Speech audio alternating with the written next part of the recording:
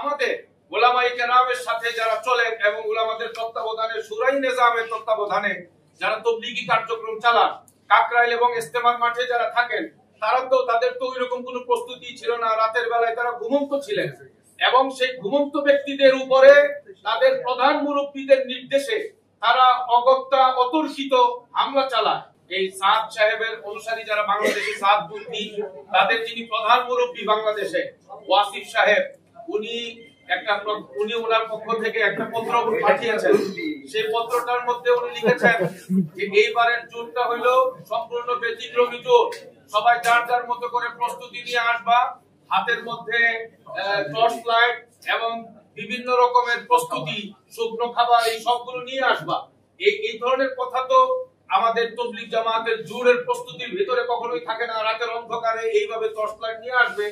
আর আমাদের উলামায়ে কেরামের সাথে যারা চলেন এবং উলামাদের তত্ত্বাবধানে শুরাই নিজামের তত্ত্বাবধানে যারা তাবলীগী কার্যক্রম চালান, কাকরাইল এবং ইস্তেমার মাঠে যারা থাকেন, তাদের তো ওইরকম কোনো প্রস্তুতি ছিল না। রাতের বেলায় তারা ঘুমন্ত ছিলেন এবং সেই ঘুমন্ত ব্যক্তিদের উপরে তাদের প্রধান মুরব্বীদের নির্দেশে তারা অগত্যা অতর্কিত হামলা চালায়। এবং এটাও আপনাদের সামনে আনতে চাই, বর্তমান অন্তর্বর্তীকালীন সরকার তাদেরকে বলেছিলেন আপনারা একটু থামেন, একটু ধৈর্য ধরেন, আগামীকাল 18 তারিখ আপনাদের সঙ্গে মন্ত্রণালয়ে বৈঠক হবে।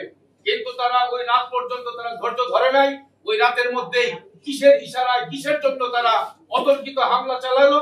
এবং হামলা যে তারা চালাইছে, 30,000-এর মতো কাছাকাছি লোক তারা নিয়ে এসে তারা সন্ত্রাসী কায়দায় ভিতরে ঢুকলো এবং যেটা আমাদের সকলকে ভাবাইছে, পুরা দেশকে তখন উত্তাল করে দিয়েছিল, সকলেই উদ্বিগ্ন ছিলেন। সর্বশেষ যে বিষয়টা বলতে চাই, পরের দিন আমাদের মন্ত্রী পরিষদ অর্থাৎ উপদেষ্টাদের ব্যাপক উপস্থিতিতে যে মিটিং হয়েছে, আমরা এখানে বক্তব্যের মধ্যে উপস্থাপন করেছি। তারা সবাই বলেছেন যে এটা দুই পক্ষের না, একপক্ষীয় হামলা এবং এটা কেবলমাত্র সাদপন্থীরাই একতরফা হামলা করেছে।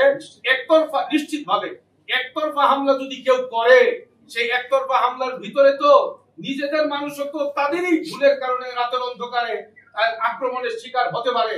প্রথম যে বিষয়টা দেখা, সেই বিষয়টা হলো আক্রমণকারী কারা।